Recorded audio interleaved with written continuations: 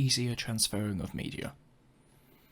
Okay, before starting, I know that this is a feature that's being added, or has been added in certain countries, to the PlayStation app on phones and tablet, which allows you to save recordings to your phone or your tablet, which makes it a lot easier to transfer saved media. But it's only limited to 3 minutes, which isn't all that helpful unless you split up a longer video up into multiple parts and then edit them back together later on. At least they've added a feature, but I feel like it needs more improvements, so it's easier in general. Game Pass. This is a feature that's always let PlayStation down over Xbox. PlayStation Now just isn't worth the subscription cost, and PlayStation Plus games are great sometimes, but it's not an equivalent to Game Pass.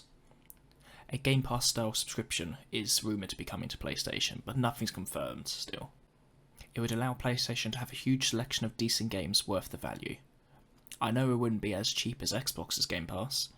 PlayStation have said before in the past that the Game Pass model isn't sustainable for the PlayStation model, so they'd have to work around that to make it work for them. But if they do it right, even if it does cost more than Xbox, it'll be a major boost for them.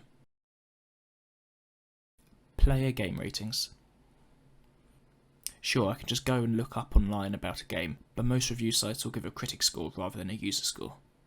While it's good to see what an actual game reviewer thinks of the game, it would be handy if PlayStation added this feature into the store, so before purchasing a game you can see either a star rating or a brief player review.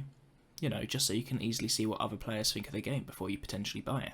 Limit the review down to rules where you have to own the game first and you have to play X amount of hours before you actually can leave a review, so it gets the most accurate reviews from the players. Headset without dongle.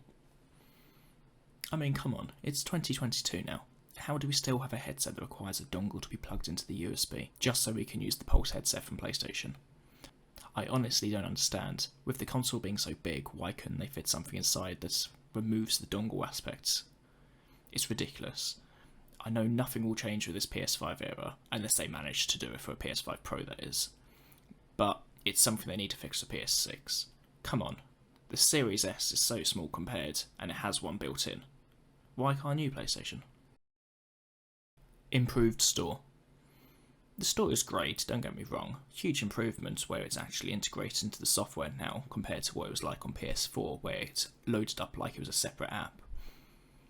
But I know I've already used the store for game ratings, so I guess this would be more of a improved store search instead. Why is it when I search the game's full title that I get other games that use either part of the word in the title, nothing to do with the word, or nothing even to do with the game that I've searched for? I then have to go scrolling along all the searches just to find the game that I was actually looking for in the first place. I've had it before where I've actually removed a couple of the letters from the end of the word, the game suddenly popped up. So what's up with that? Why does it not search for the whole name but it does for part of the name?